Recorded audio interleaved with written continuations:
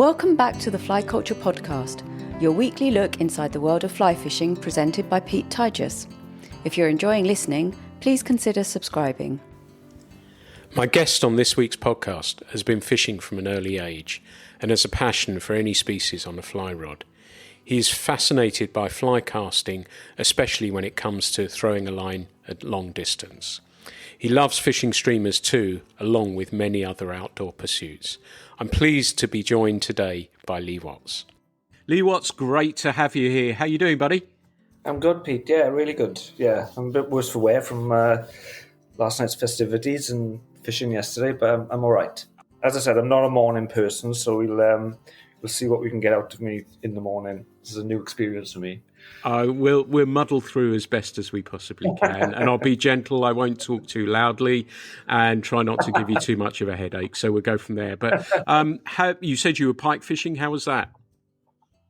Yeah, it was extremely hard work yesterday, like it often is, actually, for me anyway. Usually what happens is we'll get to... So we fish generally Llangos Lake, which is a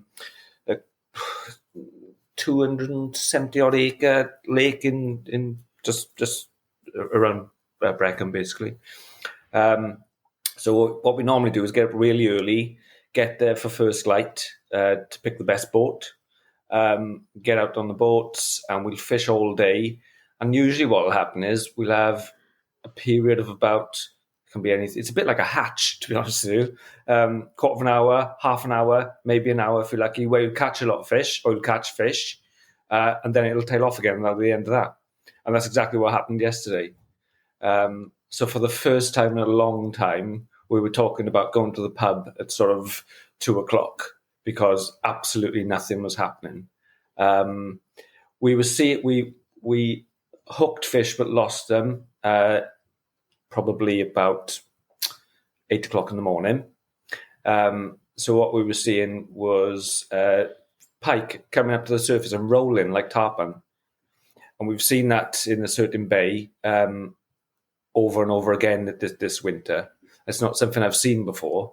They don't seem to be taking any fish from the surface because they're not explosive. They're not showing themselves in any sort of explosive way. It's almost like they're sapping, like a trout would or a grayling would. But casting at those fish, and generally you get a pull off them, but we couldn't get anything to connect.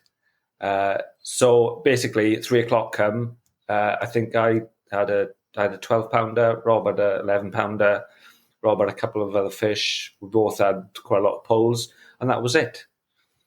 So the whole fishing experience could have been condensed into half an hour in the afternoon.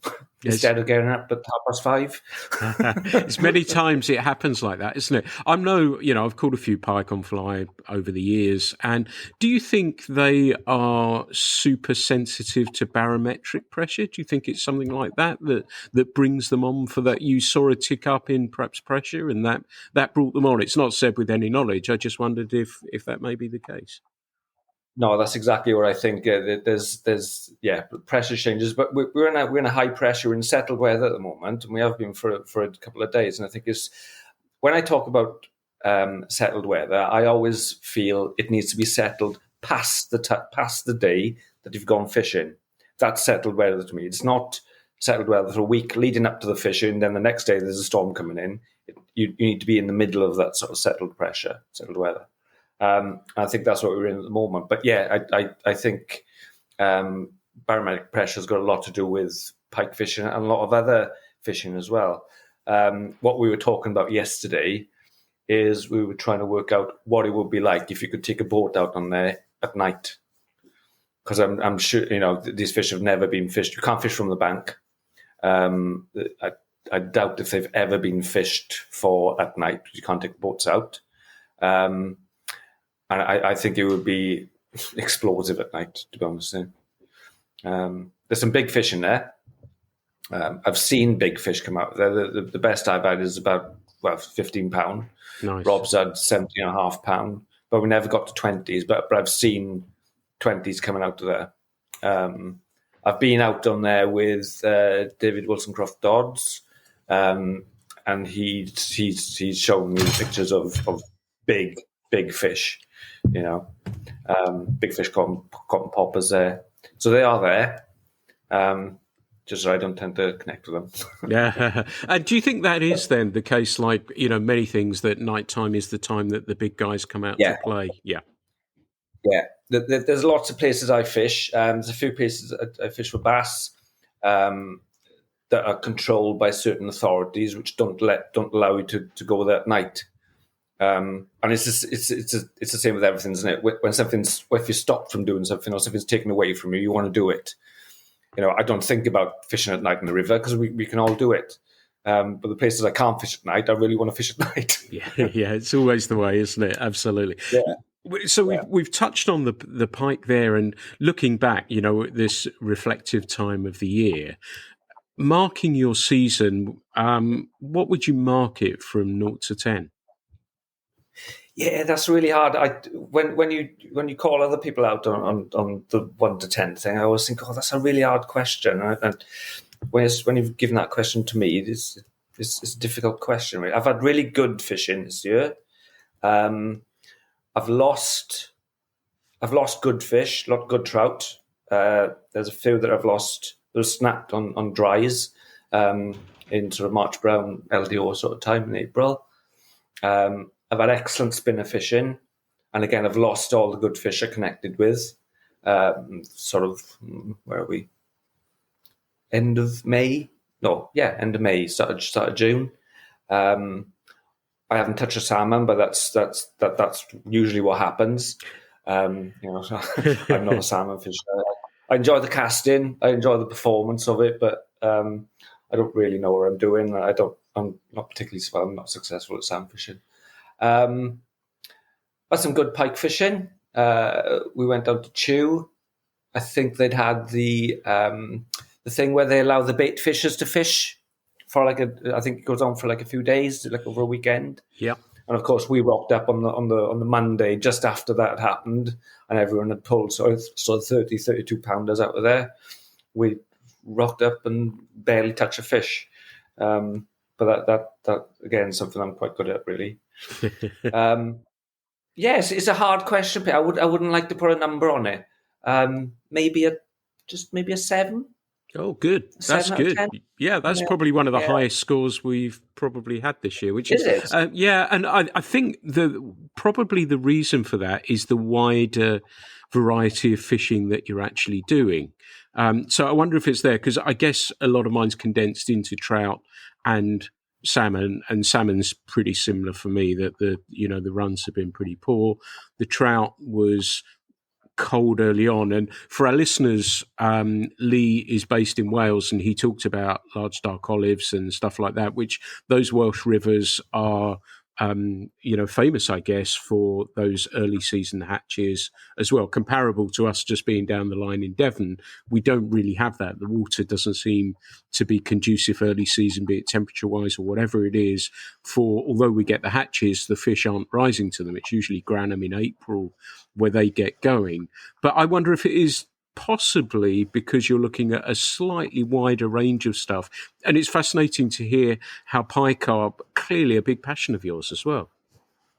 Yeah, and the bass fishing I've had this year has been, I haven't done a lot of bass fishing, but I've had really high quality bass fishing. So I've sight fished for bass this year, and I've sight fished for them with a popper.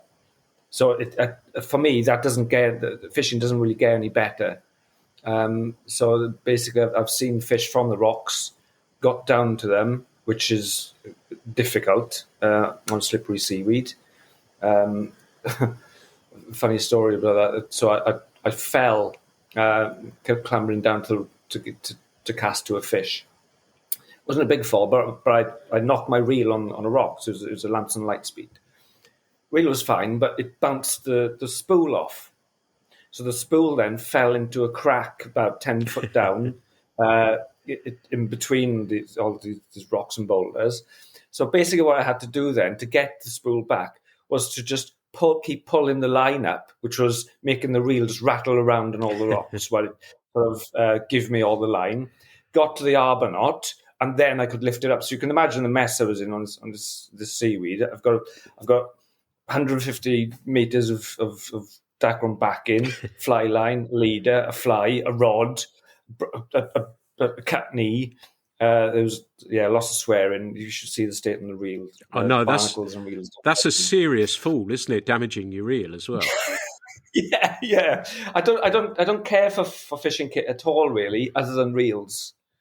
So rods come and go, but reels sort of I like my reels.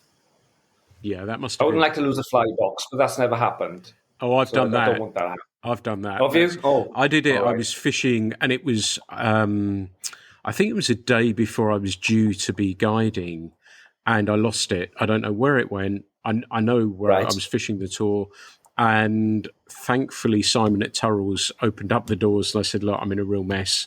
I've got no flies," and he helped me out, and I managed to buy some flies, which I'm eternally grateful for. So thank you, Simon, for that one. But yes, Tack, I'm kind of similar, but yeah, I could imagine myself in a situation with all that line. I can imagine the tide coming over and pulling the line all over the place and getting in a real. That's almost a walk home scenario in some respects, isn't it? But hopefully you went on and caught some fish as a result of that. I can't remember. I think the fish had long gone, to be honest with you. I can't remember what actually happened for that day. I know there was a hell of a lot of mullet in the same bay. But real anodizing and barnacles don't really kind of mix too well, to be honest with you. Oh, absolutely. Tell me something. But the fishing I had from those rocks was excellent in the summer. Like I said, I didn't fish a lot because it needs to be particularly calm to stop the water getting muddied. So you need to be able to see the fish. And I didn't actually catch many of the fish, but I hooked a lot of them. And what tends to happen in that sort of scenario, I get a bit complacent in that once I've hooked the fish, that's it for me. I've hooked it. I've done the job. The getting it in, I'm not too bothered with anymore. So I lost a lot of fish, but I hooked them on poppers that were sight cast to those fish.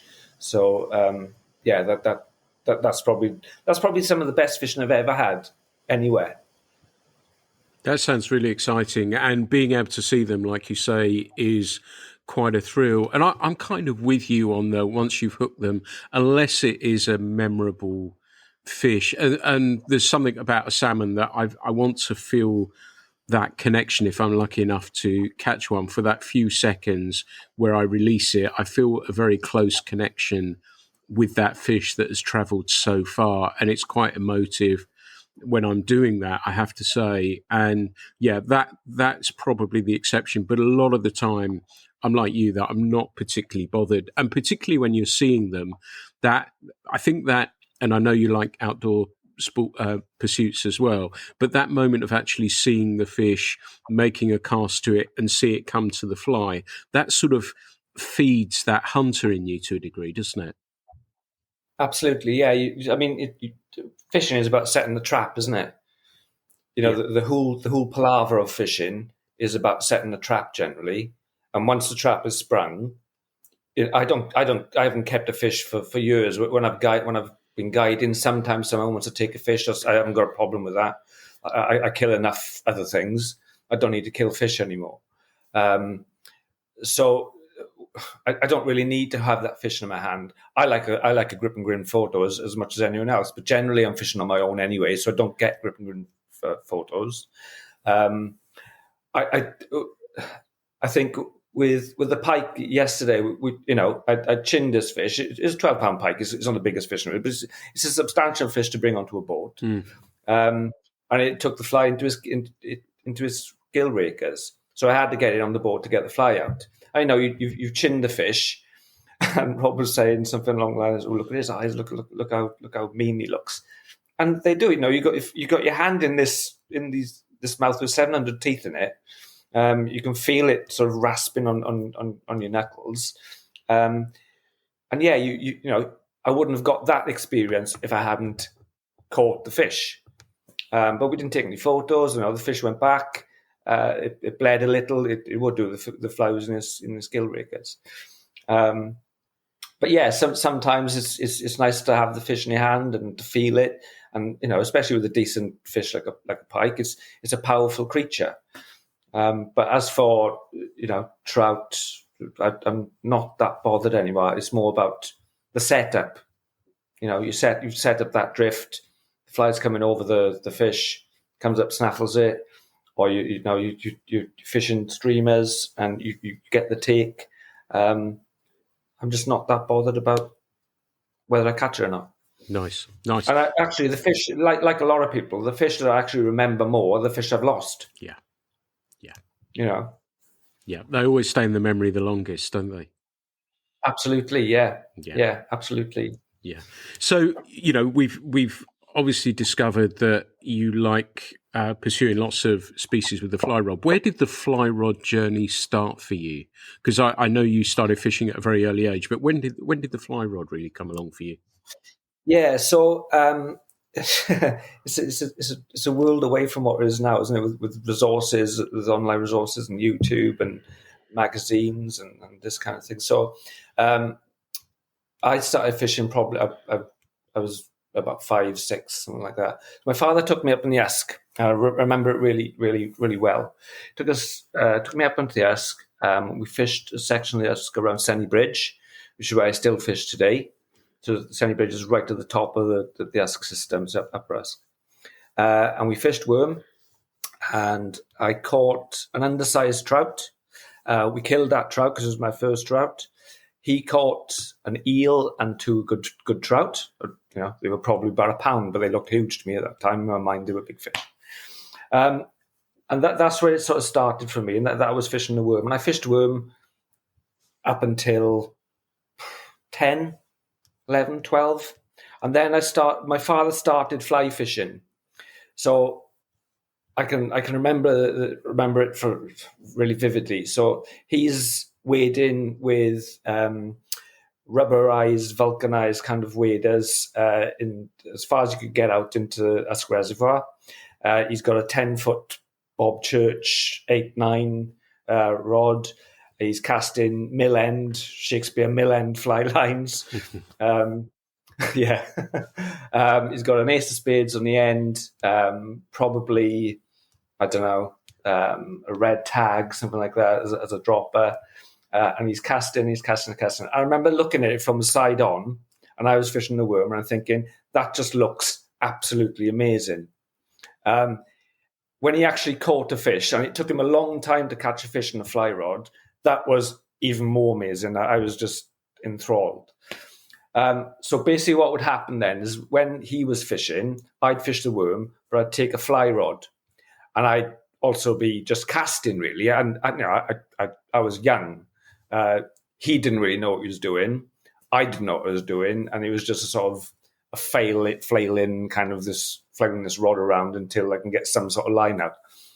Probably if I was casting the length of the rod, I'd be surprised. And it took me a long time then to catch a fish in a fly rod. So I probably didn't catch a fish in a fly rod until I was about 13, 14. And that would have been down on a put and take fishery. I think it was actually on a school trip. We did rural science in school, which is basically farming, as a GCSE. And we did lots of strange. We went to a slaughterhouse on one field trip. And the other field trip I remember, we went to a put and take fishery. And I remember catching a fish on something like a red tag. What's the fly with? Looks like 2 red tags joined together. It's a double hook. Worm fly. Oh yes, it is worm fly. I think, yeah. Really, really old pattern, isn't it? It was on one of those. So that was the first fish I can remember catching on the fly. And then we used to fish the River Neath, right at the bottom of the River Neath for suing.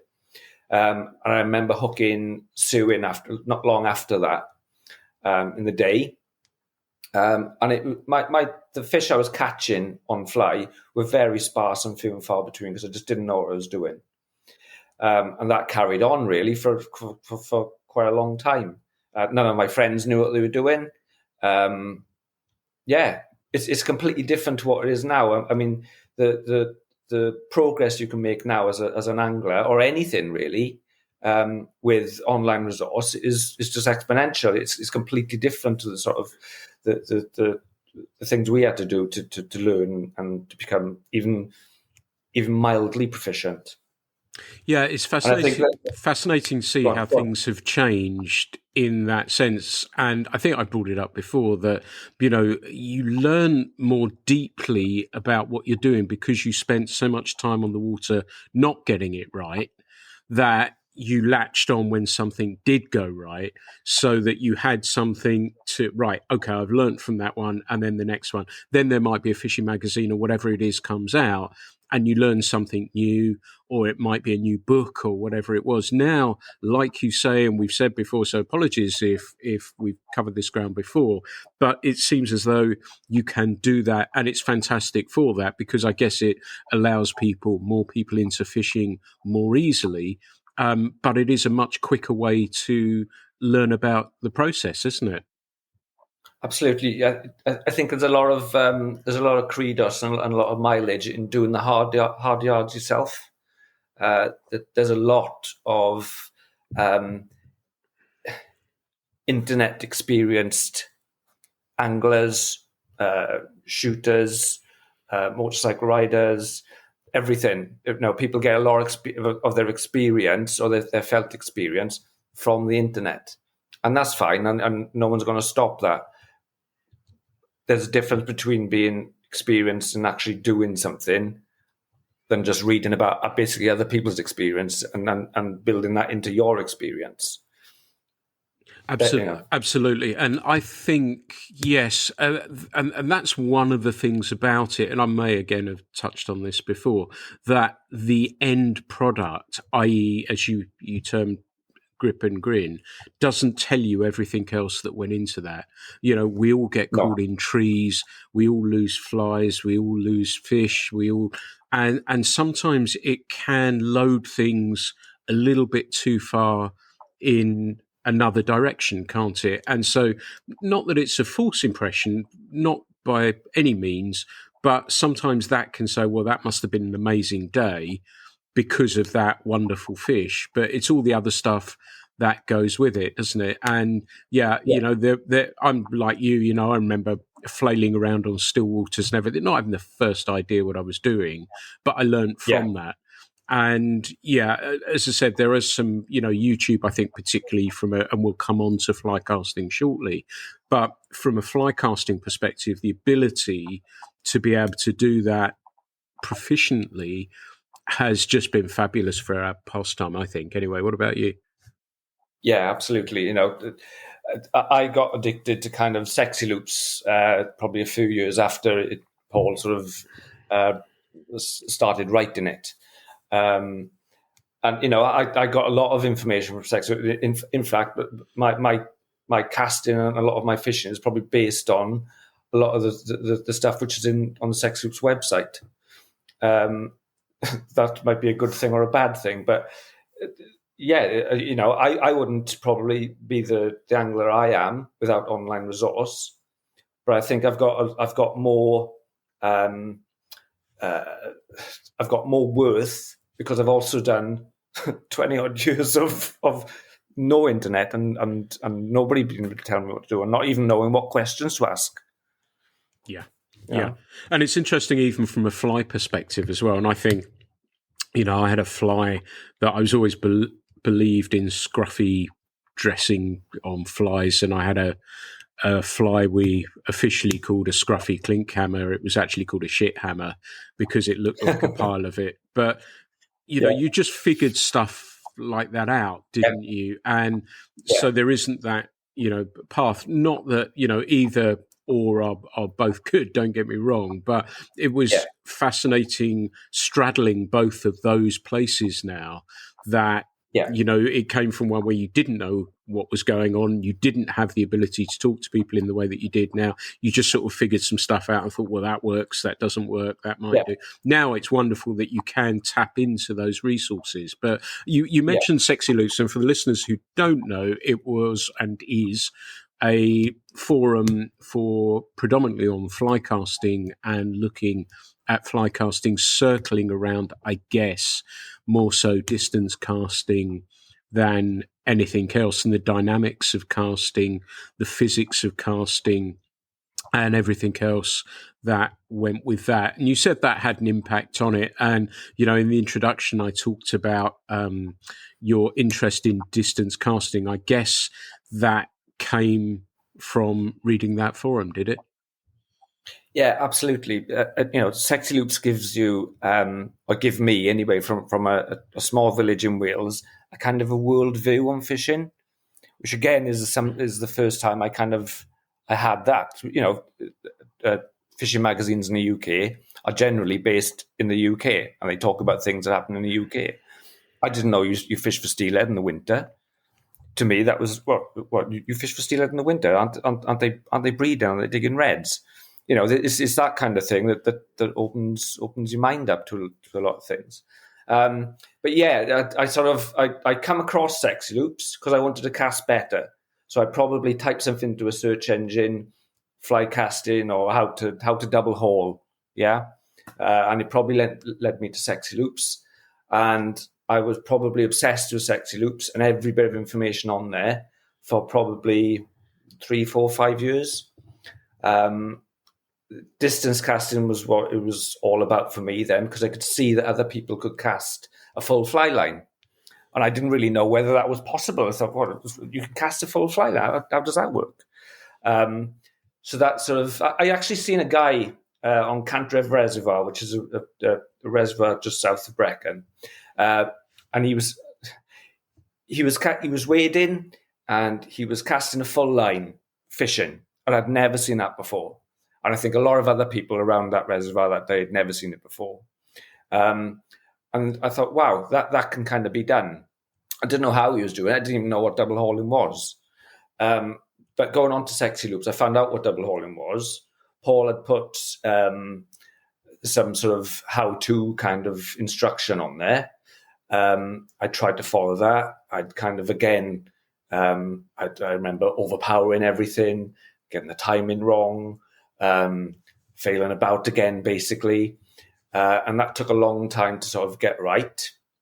I then had a lesson with Richard Wathers, who was my local app guy instructor. And he got me a little bit more distance. A few other people. So I went on a fishing trip to Lapland with Magnus Angus was the host. I got a lot of time for Magnus. He kind of slowed me down just by watching me fish, and he'd slowed my casting stroke down. Kind of taught me how to use a rod, to be honest with you. Just having a stiff rod, the idea isn't that you need to bend it more, which is, again, something that I thought you had to do. And I think there's a guy called Michael Heritage, who he sent me a DVD. Again, this is before the days of kind of YouTube. He made a DVD in the way that he distance casts, and I remember watching that DVD, and he was showing me what you need to do. Stroke length was one of the big things that I remember I took from it, and that gradually got me to be able to cast a full fly line. I can remember the day I done it now. I did it against a tape. I think the cast was something like 103 foot. And that was it for me. I thought, right, I can do this. What I wanted to do then was be able to fish places where other people couldn't fish. And that's why I sort of did my APCA exams, because I wanted to learn how to spey cast and how to put flies into places where other people couldn't put flies.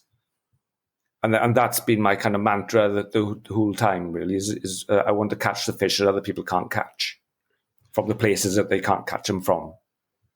That's a good mantra. And there's lots that springs up here, and we've talked about it before. You said 103 foot, and, the tape measure is a wonderful, sobering instrument to use when you're distance forecasting, because it can, I always say on here, 70, probably 80 odd foot is probably where a lot of people are landing it when they're saying it's a full fly line and leader and everything else.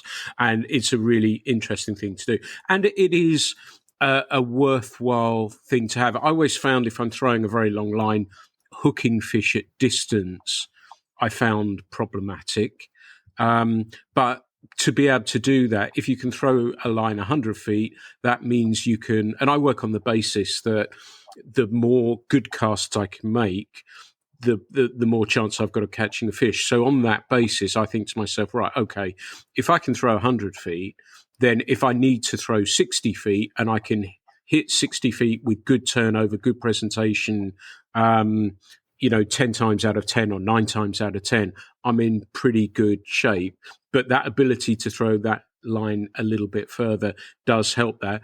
You talked about your instructor exams, the AAP guy exam that you took. And while I've got you here, for people who are fishing and casting, and winter times, we always say on here that practicing your casting makes life so much easier for you when you're out in the river. And I think when the rod's familiar, I'm lucky, and I'm sure you're similar, that I've got a rod in my hand a lot of the time. But if you haven't, investing a tiny bit of time in practice does pay massive dividends. So while I've got you here, if someone is thinking about pike fishing, or they're thinking about reservoir fishing, or whatever it may be, let's take it that the listeners understand what double hauling is. What extra advice would you give somebody wanting to throw a line a little bit further, and how could they practice that? So for me, rods aren't really that important anymore, because I can't remember the last time I picked up a bad rod. Rods just work. I'm quite blasé about rods. Yeah, you get faster rods, you get slower rods. There's nothing as slow as a 10-foot 8-weight Bob Church anymore. If I picked that rod up, I did it a few years ago, my father's rod, and I could barely get it to work. Right, so there's nothing along the lines of a poor rod. So what makes a difference to all casting is the line. The line is the single most important part of my entire fishing tackle. Like you, I've got drawers and drawers and drawers of lines. Some which haven't come out of the box, some which are doubles of other lines that I've got, because I thought I'd need to get another one of those lines because I stopped making it. Spay lines that I use for specific kind of things. So if someone wants to learn to distance cast, or just to become a better caster, they need to do a little bit of thinking about what line they're actually using.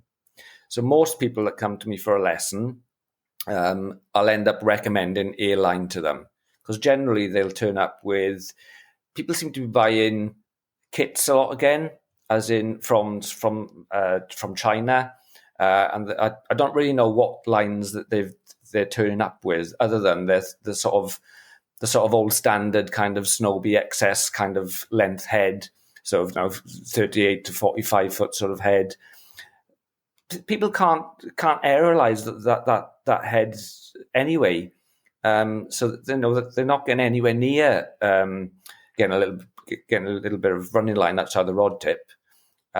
So generally what I tend to do is recommend a shorter headed line to them. They'll use a shorter headed line in the lesson, and that line will go a bit further for them. For people who are a bit more proficient, or sort of, they might have some sort of generally an inefficient haul. And what I mean by that is that they're just hauling to take slack out of the line. The haul isn't really actually adding anything to their cast.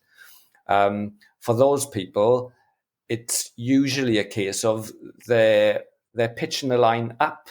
So the back cast is going back and down instead of up and back.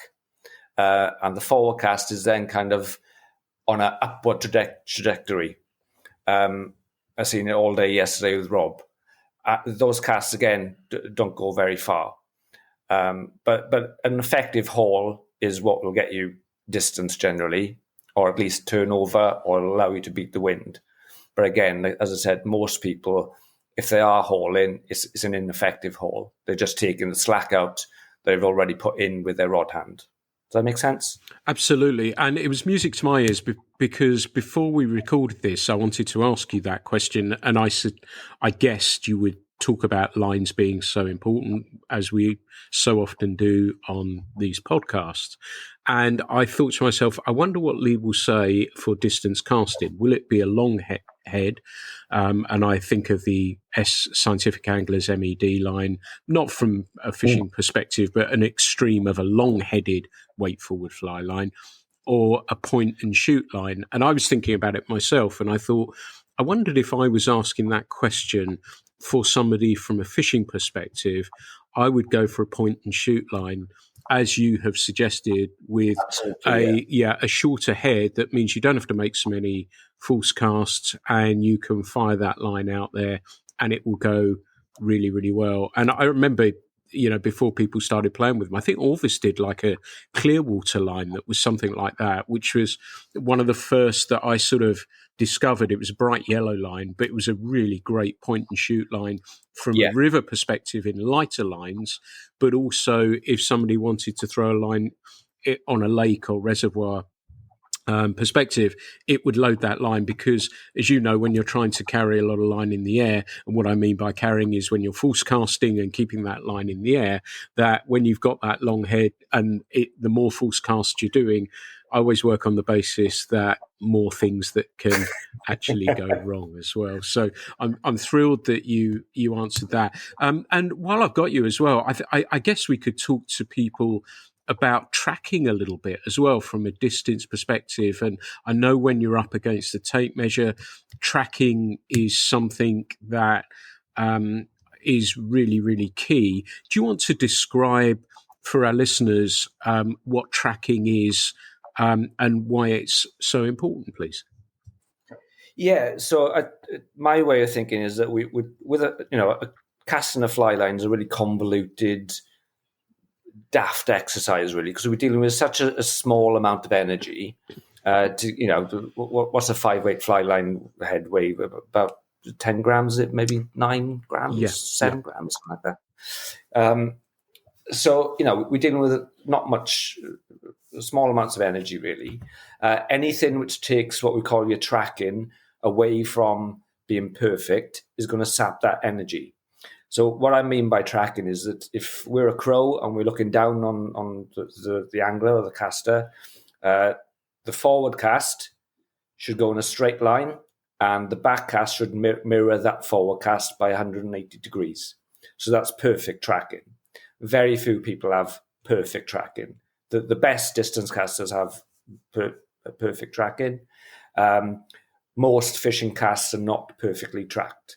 The reason why we get that coiled line coiling up around our feet and then causing a knot is because generally we put in about an eighth or a quarter of a turn into each cast, which then transfers to put in turn into the line, which will coil up the line at your feet. And if you don't cast to what I call casting to the reel, you'll find that eventually that line will knot up. So that isn't the line. It's not because the line is a stiffer line or a more supple line or made from this or has a different core. It's because we've got a slight tracking fault in our casting. And that's a natural thing. Our bodies all our joints are rotating joints. It's very hard for us to make our body move in a straight line. Tracking is, like I said, looking down from that bird's eye position in the sky, looking at the angler. Is the forward cast going in 180 degrees opposite to the back cast? If it is, that's perfect tracking. Anything else is sapping energy from the cast. That's a great description. That's exactly how I was thinking about it, looking down on it. And I found, I don't know about you, if I find my tracking goes, because I throw my cast just slightly off the rod tip, but if I find my tracking has gone, there's a couple of things I notice. I get a little tap on the shoulder as well if it's gone, but also if I'm discovering that and I can see that line. And another way you can tell if your tracking is out, that often you'll have a dog leg to the left if you're a right-handed caster, not always, but as your line goes out, it won't go out dead straight. There'll be a little dog leg at the end there that clips to the left. And I found, I don't know if you're the same, that if I find my tracking's out a little bit, I concentrate really hard on throwing the line right over the rod tip on the back cast and the forward cast. And that sounds Yeah. really straightforward. It sounds really easy, but actually, when you come to think about it a little bit, it's you do have to spend some time thinking about that. And I find that really helps that tracking a little bit. And it seems to be a big help, doesn't it? Yeah, definitely, and the old kind of way of looking at a tracking fault or finding out if a tracking fault is there in the first place is just letting the line land behind you, let the back cast land on the floor behind you, and like you said, if someone's kind of hooking that back cast around their back to the left, if they're a right-handed caster, the line will land to the left of the person's right hand. Yeah, it'll land behind their back. If they've got a tracking fault going out to the right, which we also see, the line will land towards the right of the rod. It's an easy. I mean, a good way to get your tracking sorted really is to spend the time on any kind of football or rugby pitch, because they've got straight lines in them, and let the line land on the line. That'll sort the wheat from the chaff really.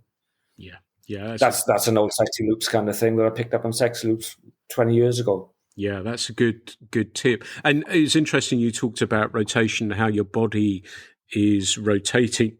And I find personally, it's only how I do it, if I find that's happening, I tend to stand, I'm a right-handed caster, and I put my right foot forward even when I'm distance casting. Because that helps my tracking. Yeah, absolutely. Yeah. And, traditionally we may have said as a right-handed caster, put your left foot forward, and we call that the open stance, and that will allow you to make that stroke a little bit longer. But personally, for me, I find that if I'm looking for that and I want to keep everything locked nicely, as you described perfectly, that if I put my right foot forward, that helps with, I don't rotate a little bit too much with my body movement. The other tiny little thing I find, and I was fishing a reservoir with some friends the other day, and I've not done it for a long, long time, and I hurt both of my shoulders, and I felt with my right hand, my tracking just wasn't as happy as I was with it, or could be with it, that what I actually did was reverse round and release the cast on my back cast, so with my back to the water, and let it go. And it's amazing that way as well. I guess it must be a rotational thing as well, how your tracking is really, really good that way. I don't know if you've ever found that, have you? Yeah, I was fishing for part of the day yesterday on the boat like that. When you're pike fishing from a boat, we're both standing up in a boat. It's not like trout fishing from a boat. So generally, one person can cast through the wind, and the other person has to cast with the wind, but reverse casting then really. So you're delivering the fly on the back cast, because I can't cast off shoulder with anything above a 7 or an 8 weight. I don't feel I've got the strength, and what tends to happen is the fly tends to come down through too low. I don't know if you find that as well. Definitely. And I think that's just a anatomical and mechanical sort of biomechanical problem that all people will have. I haven't got the strength to hold a heavy line off shoulder. I can cast a 5 weight on the river all day off shoulder. That's no problem. The bigger line weights are a problem. So if I'm casting, if the wind is wrong, and I want to make a cast, I'll deliver on the back cast. I don't like doing it. It's not very aesthetic for me. But yeah, you're right. It will show up any sort of tracking fault again. Yeah, and it's good from a breather point of view as well. It lets you sort of, as I said, my shoulders were a little bit sore, and it just allowed me to make those casts a little bit more easily. And it does make you assess, I'm sure you're very similar, that given my background, that you're assessing each cast. And again, it's something I'm sure you'll probably echo, that I always try and get people to think about on this podcast and a wider thing, that if a cast has gone wrong, I want to try and understand what has caused that to go wrong, because then I can put it right, not sort of cast out of it in effect and forget about it. I try and learn something more so from the bad casts rather than the good cast. I'm guessing you're similar. Yeah. I have never, ever seen a natural caster. So one of the best casters I've seen is Lee Cummins. So when you see Lee Cummins cast, I always have the feeling that Lee would be able to walk into any casting exam a week later and probably pass it. Mm. So that's someone that's continually on top of his game. Everyone has to work at their casting. Even Lee. I don't think Lee was a natural caster. He would have worked at what he's doing. It's just a completely unnatural thing to do. If you think of it, it's a really unnatural way to fish. What a convoluted, silly way to fish. We were talking about it yesterday. Why aren't we just throwing plugs out or spinners out or whatever? Why are we doing this? Because I think if you're a fly fisher, generally you want to do things which are a bit harder. And casting is a really hard thing to become proficient at. It's a really hard thing to master, and it's a really hard thing to stay at a level. Fishing doesn't do that for you. You've got to spend time in a park or on the river.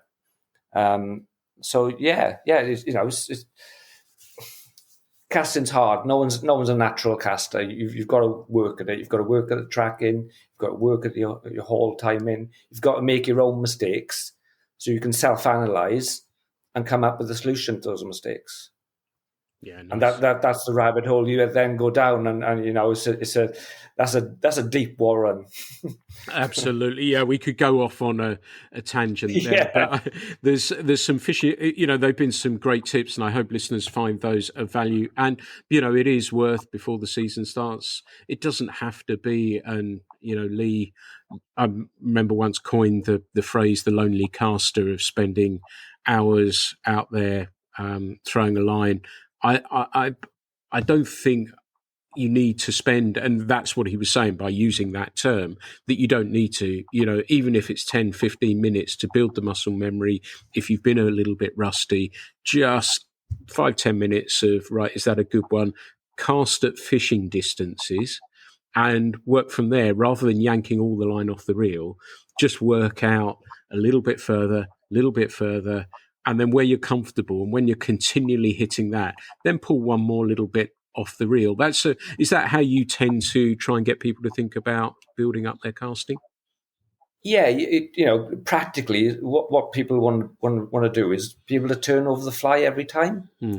So Mike Herridge coined a phrase to me a long time ago, and that I think he used to fish Walthamstow Reservoir, one of the North London sort of reservoirs.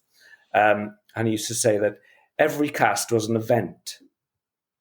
And that really struck home, because I can remember my father and myself, every cast was an event. So will this cast work? Will it land at my feet? Is it going to be a tangle? Am I going to be separating flies for the next 15 minutes? Have I caught a sheep? Oh, look, that worked. That went straight. That's fine. And I think once you get to the point where you no longer have to think about the casting, in that it just works, which I'm certainly at, and you'd certainly be at, and lots of people are at. But I think the vast majority of people go through their fishing career with every cast being an event. And I think, for some people, it's exactly what you said earlier. I can't remember the last time I fished at a fly line 100 foot. It was probably pike fishing, actually. Because you end up with a nice clear black back cast because you stand in a boat. So there's nothing behind me. You've got the wind with you, and it's quite easy to get a full line out with pike gear. But it also means that if I'm fishing in Iceland in 50-mile-an-hour winds, I can probably get that size 18 gnat onto the water at 20 foot. Whereas someone that can't cast 100 feet, they're going to have to sit in a lodge. Yeah. So yeah, I think it's being proficient. It's about being able to just fish and not think about your casting. And I think that's what people want to do when they come to me for a lesson. Nice. Nice. And they've usually got a lot of work to do to get to that level as well. The lesson is just, these are your problems. This is how you fix it. Now you're going to have to go away, spend 20 minutes every day in a field being the lonely caster. And if you don't want to do that, that's fine. But I haven't got a little wand which I'm going to tap you on the shoulder and everything's going to become perfect. It doesn't work like that. It's a completely unnatural thing to do. Yes, yeah, that's a really pertinent point from an instructor point of view, that you can show somebody how to put it right, but it is very easy to go back to what you were doing previously. And I know where I've done demonstrations and shown some bits and pieces, then joined the people on the river and walked up the river, and despite what you've tried to impart with best intention, the person may go back to what they were doing previously because there's a bit of muscle memory in there, because it's a little bit easier, and it's sometimes a little bit harder to change. And it is about, as I guess we've said, it's about investing some time in that, isn't it? And what you invest in that, because changing how you've done things can be problematic at times. It can be difficult at times. So you do have to invest a little bit of time to make sure you do improve, don't you? We don't go fishing to become better casters. It doesn't work. So what I try to get over to people is that if they're learned in a haul, I say, next time you go fishing, don't try hauling, because it won't work. And you'll get into the thing where you're just taking slack out of the line if you are doing it. What you need to do is be really prescriptive of yourself, stand in the field and learn to double haul. That doesn't happen when you're fishing. When you go fishing, you go and fishing. It's a slightly different thing. Casting is casting, fishing is fishing. The information you give to people needs to be practiced, not fished. Yeah. And that people don't like that, because, we've all got a finite amount of time where we can do things. But unfortunately, that's the guts of it. Yeah. Very good. Very good. Practice. We all practice. You practice. I practice. And, Lee practices, and all the other fly casters I admire, Jim Fern, Howard Croston, and lots of others as well. They'll all be out practicing. And that's how you can catch the fish as well. I think, like you said, and encapsulated that perfectly, that you want, if you can get your fly in those difficult to reach places with minimal effort, then you're going to reap the rewards of that. But I wanted to move on a little bit, because I know we had Fred Brown on 2 or 3, 4 episodes. Yeah, that was good. That was a good podcast. Yeah. Thank you. And I know you're hugely passionate about streamers as well. And are you sort of enjoying fishing those? Do you fish them a lot? Is there a time you like to fish them? Is there anything you can pass on to the listeners that you do when you're streamer fishing?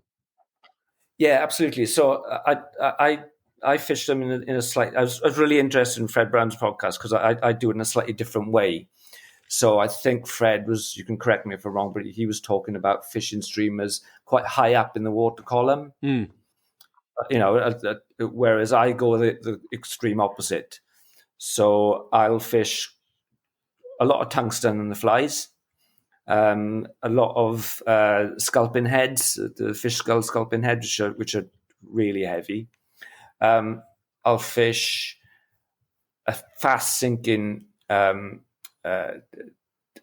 tip of some sort, always do a hydros line, which is called the bank shot.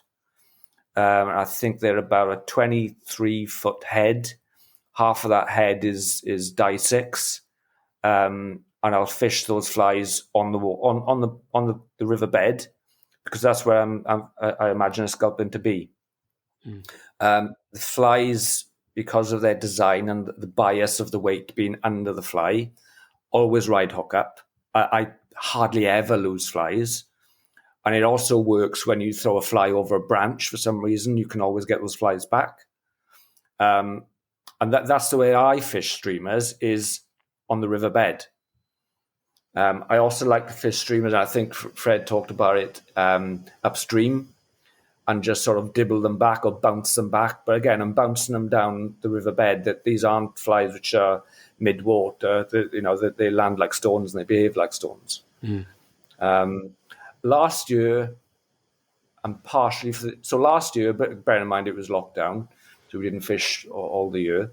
I fished entirely streamers for trout. I didn't tie a dry fly on or a nymph. It was just streamers. Partially for the year before, and this year I haven't tied a nymph on. I've only fished dries or streamers. I fish an old salmon beat basically, which on this year's records the 10-year average has gone from 129 fish to 9 fish. So it's not really, you can't really class the Usk as a salmon river as far as I'm concerned. You wouldn't come from Scotland to fish the Usk, would you, for a salmon salmon river? So basically I fish an old salmon estate water for trout, which is fine because most of the people on that estate still fish for salmon. So the trout are just left. There's some huge fish in there. And I tried to take them on streamers. I liked, again, we as apt guy instructors, we learned to spey cast extremely well. So, I'll be throwing basically trout Skagit lines, which I use Wolf. Ambush. Oh, Ambush, that's the ones, yeah. Well, yeah. Or the Orvis bank shots. So I think the Wolf lines are like 18-foot heads. They'll turn over anything I want to fish on a 6-weight.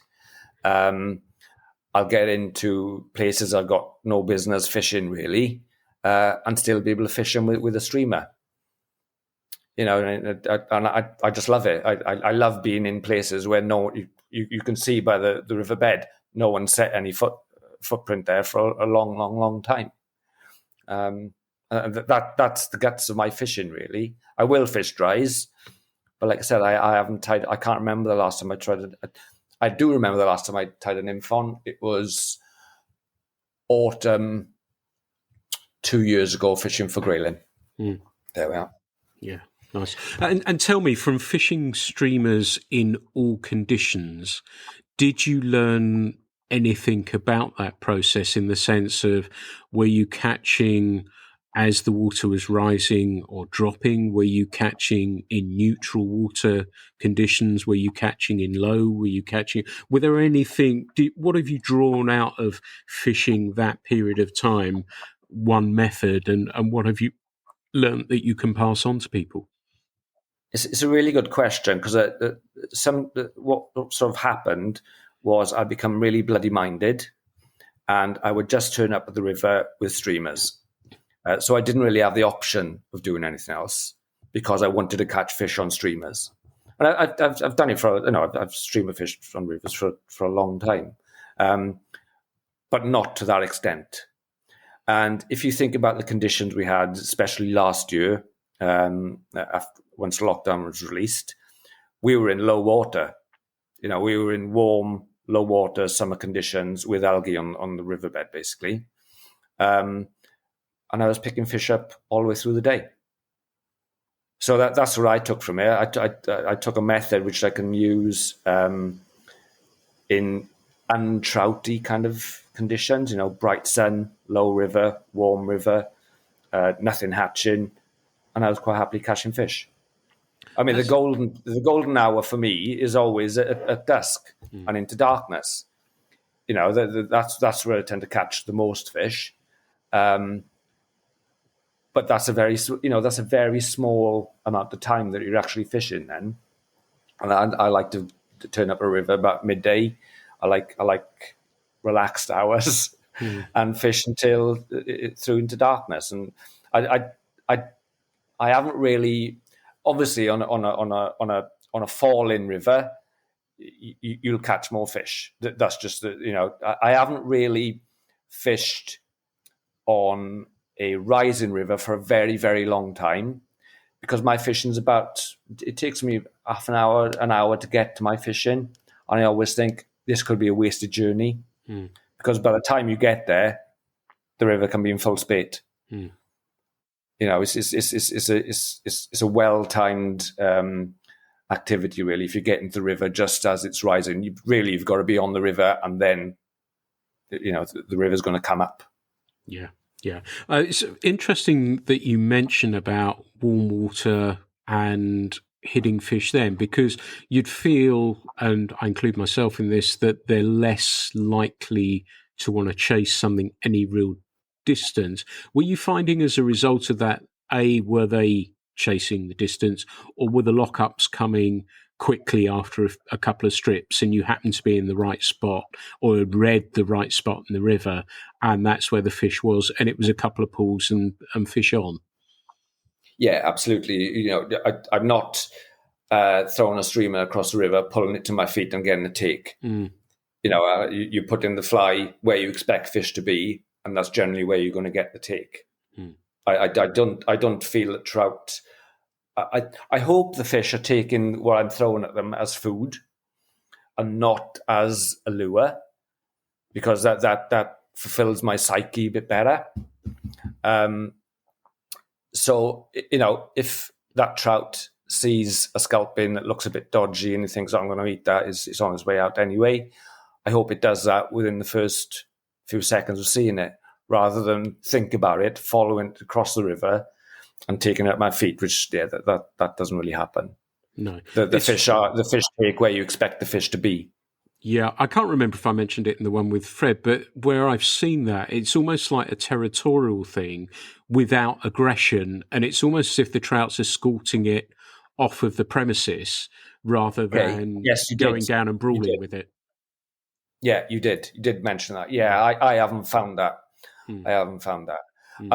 The best water for catching them, I find, is the sort of water that you would traditionally check nymph.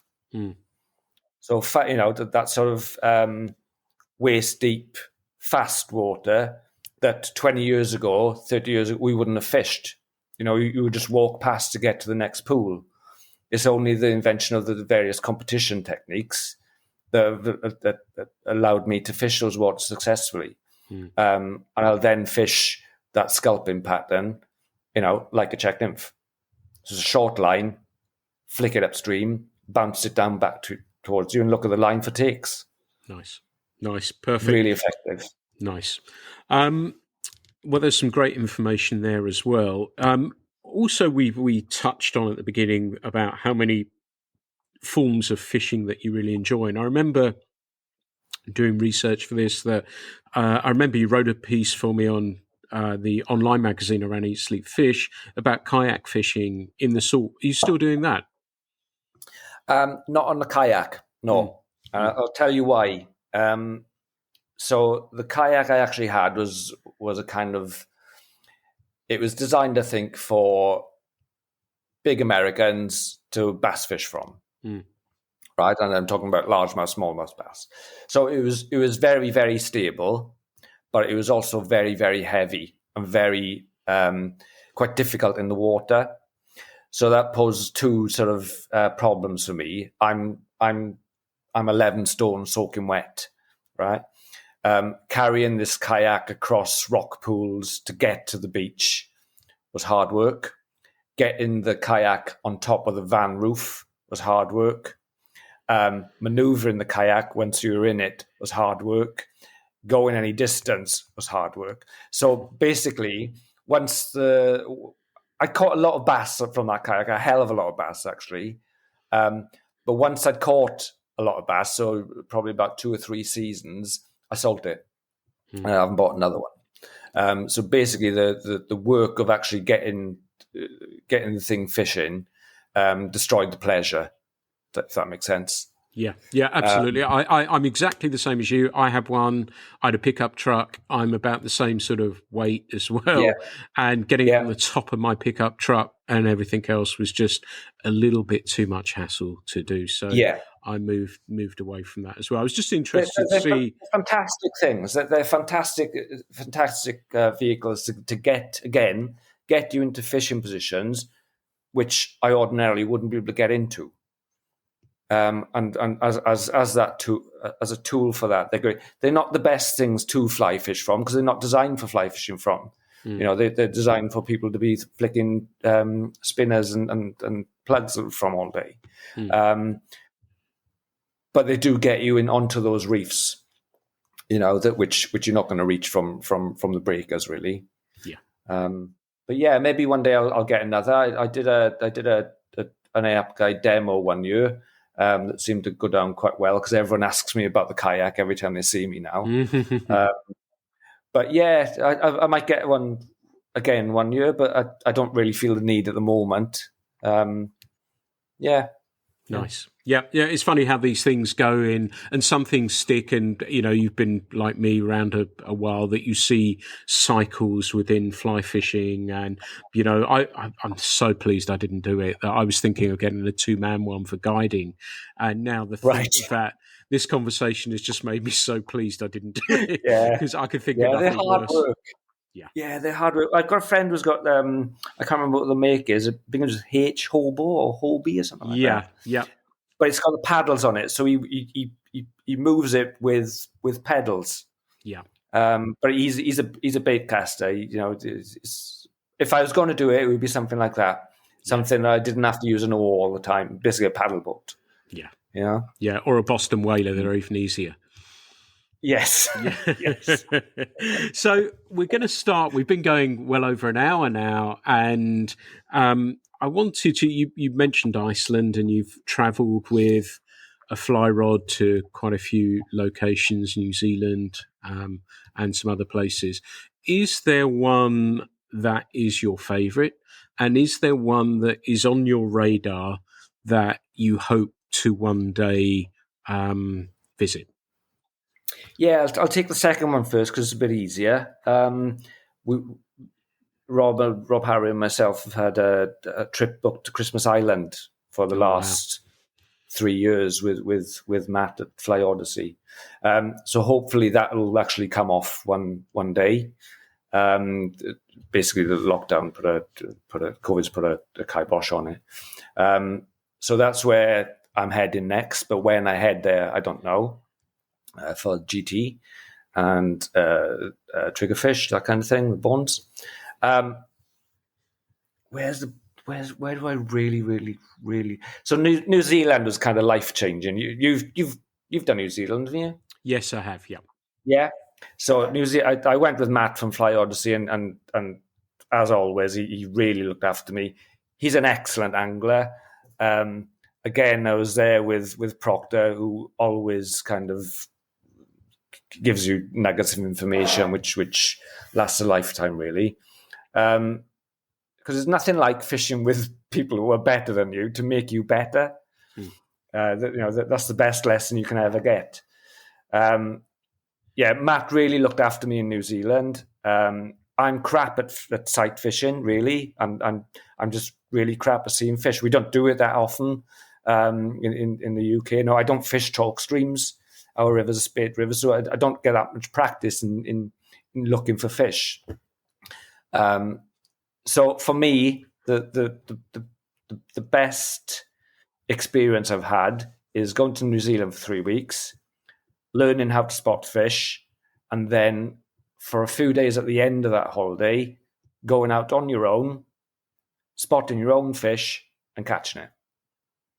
Nice. So that sort of experience will live with me for a long time, because I proved to myself that if I ever did go back to New Zealand again, I could probably DIY it myself. Yeah, absolutely. The fishing with the cicadas is we went sort of February, I think, end of January, February, 10 years ago now, exactly 10 years ago. And fishing with the cicadas and the blue bottles and that kind of thing was just unreal. It's brilliant fishing. Yeah. And it's probably, people talk about hunting and fishing being the same, and I have massive problems with that, because they're just not the same. Hunting isn't fishing, fishing isn't hunting. It's a different thing. I do both, and when you shot a deer, it doesn't tend to go back too well. Whereas a fish is a resource which can be used over and over again. New Zealand is probably the closest it come to sort of feeling a little bit like hunting, but still not really. I can see how people who only fish think that sight fishing is hunting. It's not. It's still fishing. That's a good point. I've got to admit I fall into that category, or it triggers something deeply within me that may be the hunter, it may not be. I don't know, but that's a very, very interesting and pertinent point that you make there as well. So, Paul Proctor made a really good point on one of your podcasts a while ago.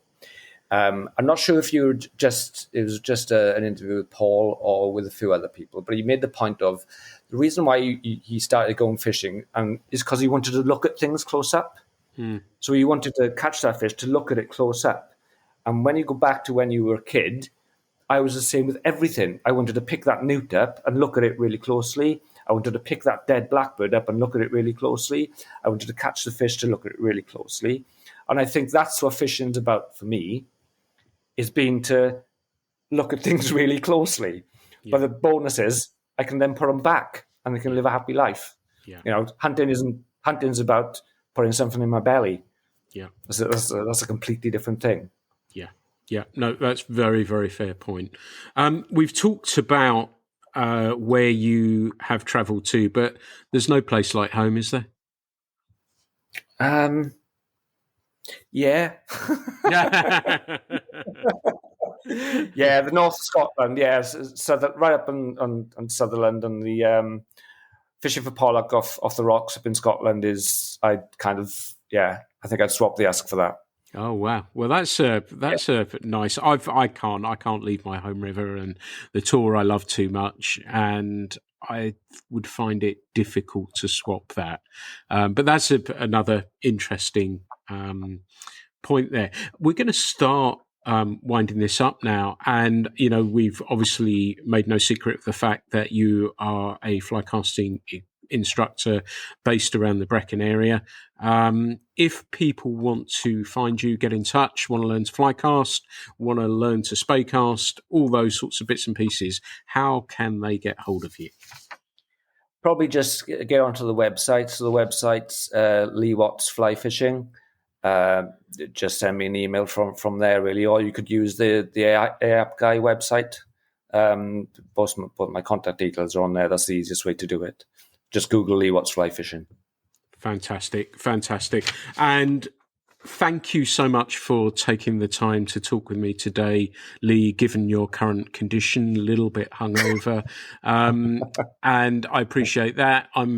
Would have loved to have done, as I'm sure you would have done, to talk about West Ham a little bit as well, but we're not going to bore listeners with that either. But thank you so much for taking the time to talk with me today. I thoroughly enjoyed talking about all aspects of this. It's been a great chat, and I'm sure listeners are going to enjoy this immensely. So thank you so much for talking with me today, Lee. It's been brilliant. I feel really honoured, Pete, to be honest. As I said when we were talking off air earlier, I don't listen to many podcasts, but I look forward to Fly Culture podcast. I can't say I read the magazine because I'm not a magazine reader, but the podcasts are up there with the best. Yeah, I've really enjoyed them. Thank you. And up the Amis. Thank you. That's high praise, and I'm really pleased you enjoy them. I do it because I love doing it. There's no charge for these or hidden cost or anything like that. I think even if I didn't run the magazine, I'd probably do this because it's just so nice talking with people about something that you're equally as passionate about, and hopefully sharing a little bit of information along the way. That's kind of fun, and that's probably part of the instructor in me as well, isn't it? And I'm sure it's probably you've enjoyed talking about casting and passing on some knowledge too, haven't you? Yeah, you've got it's obvious you've got a lovely way with people, and you get things out of people without them actually knowing, I suppose. I realise now that an hour isn't enough, and when I hear other people say, "Oh, that the end of the podcast has come really quick," that's exactly what's happened here. Generally, when things happen faster than what they feel they should, it's because you're enjoying yourself. So I must have been enjoying myself. No, it's been a really good hour and a quarter. You're kind of like the Michael Parkinson of fishing. I wish. Thank you, Lee, so much for taking the time to talk with me today. Everyone, this has been the Fly Culture Podcast. Thank you so much for listening. If you've enjoyed this one and you haven't already, please consider subscribing. I'm told it helps. I've absolutely no idea how, but it means that you get to listen to these every week. There are plenty more of these planned as ever. So thank you so much again for listening to the Fly Culture Podcast. The Fly Culture Podcast is brought to you in association with Fly Culture, a quarterly print magazine. For more information, please visit flyculturemag.com. You can also find Fly Culture on Instagram, Facebook and Twitter.